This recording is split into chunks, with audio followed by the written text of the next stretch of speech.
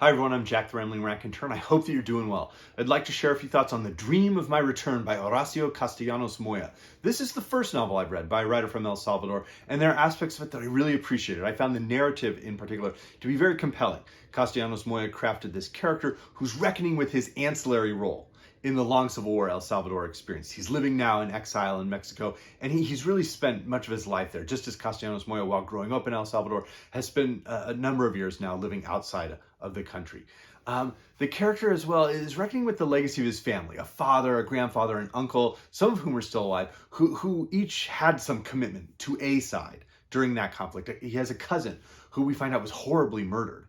And this character is sort of reckoning with the idea that he maybe didn't participate the same way that they did. He experienced violence, he experienced instability. He sees that reflected in his own life, in his relationship with his very young daughter, and with that daughter's mother.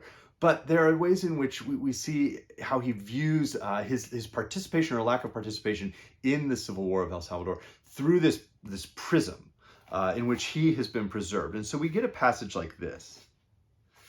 The image of Tamba I most identified with was of the young guerrilla leader, sitting to rest after a long day, his fowl across his lap, listening with earphones to music by Pink Floyd or Yes on his Walkman.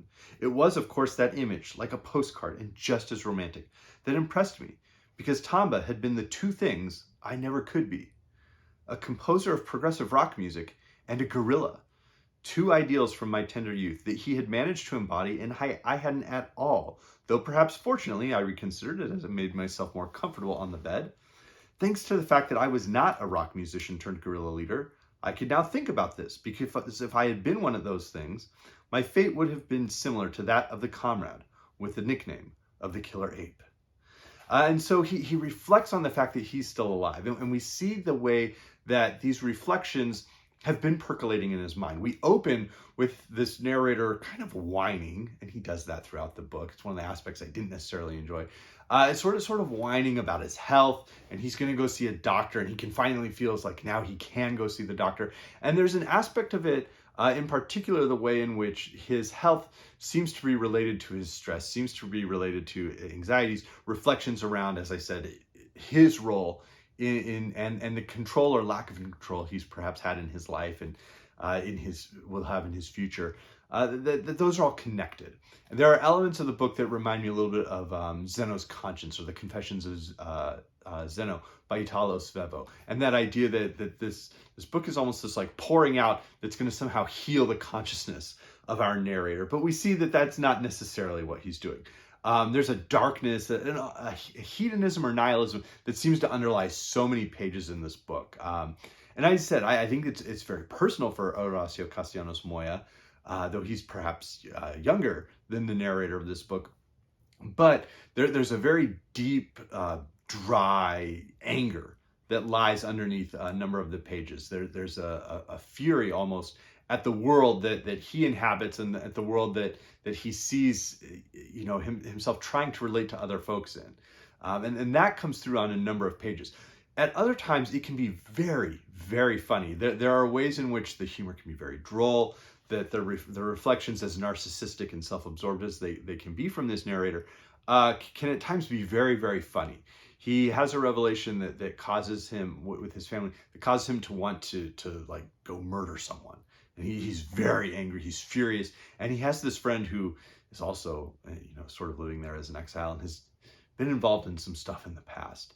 And the adventure they go on one day, and the way that I don't want to spoil it, but the way it rises up to this climax that is truly horrifying, and then reveals that this underlining of humor is really masterful. It's very interesting, it's very masterful. And so there are aspects of the book that I really enjoyed. We have were passages that are very reflective. It sounds strange that I hadn't, until that moment, been particularly concerned about what I had told my doctor while under hypnosis. But this was my first experience lying on the divan of unconscious confessions, and I expected a subsequent consultation, a summation during which Don Gente would repeat back to me methodically and with consummate wisdom what had come out of my mouth during those trances, consequent to which he would illuminate those dark areas of my psyche that were irritating my intestines and were responsible for certain kinks in my character.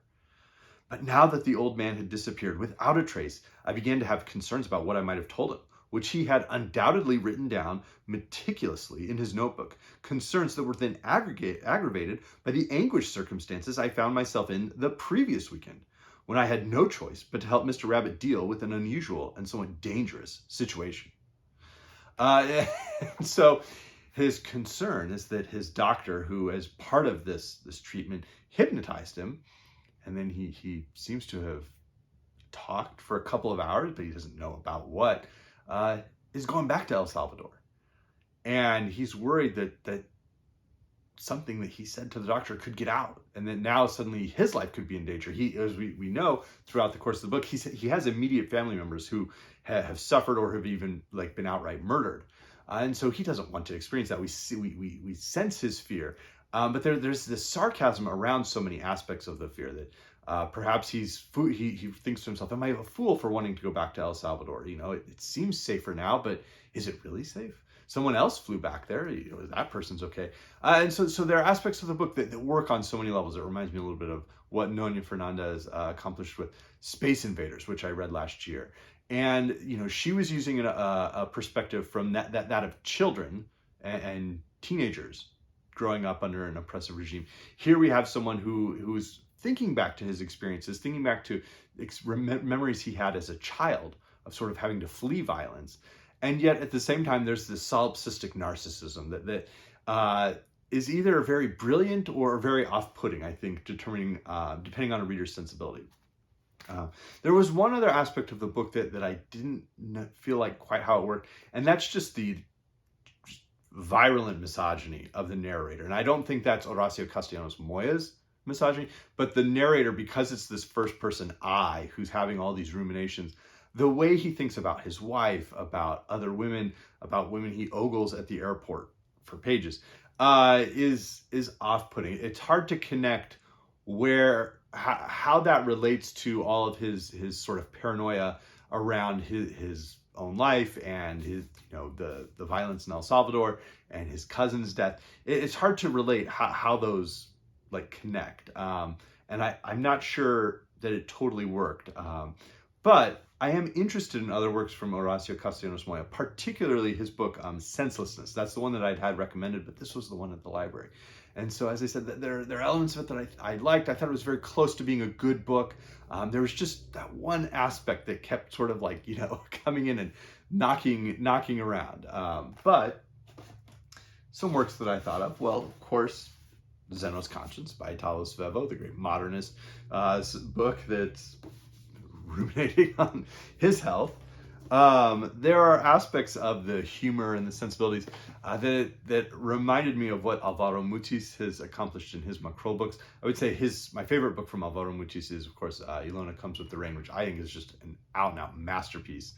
There are aspects of the writings of Victor Serge, Conquered City, perhaps, Memoirs of a Revolutionary, the way that someone can have sort of very dark memories, and truly dark memories, like memories where real people who were known and were close to the writer or the narrator have been lost, and trying to reconcile that in this world, in an existence that continues. Another writer I was reminded of was Thomas Bernhard, in particular the way that Castellanos Moya would unleash these long monologues, of course, from a first-person narrator, and Bernhard does the same. They'll just go on for pages and pages and pages without a paragraph break, though not for 100 pages the way Bernhard will. But additionally, the way that a character will be introduced who will tell a long story or have a long memory that is shared is something that Bernhard does. A writer who, at a contemporary time with the conflict in El Salvador, Joan Didion, wrote a short book called Salvador around what was happening there. It's very good. And then finally, in terms of the attitudes that the narrator had for his wife and for some other folks he ran across, I was, of course, reminded of the great rabbit character from John Updike. So if you loved those books, by all means, dive into The Dream of My Return. But as I said, I'm excited to read more from Castellanos Moya, in particular Senselessness, which was also translated by Katherine Silver. So let me know if you've read any of his works. Let me know if you have other recommendations for writers from El Salvador. I am planning to read Manlio Argueta possibly later this year, if I can. So I hope everybody's doing well. Thank you.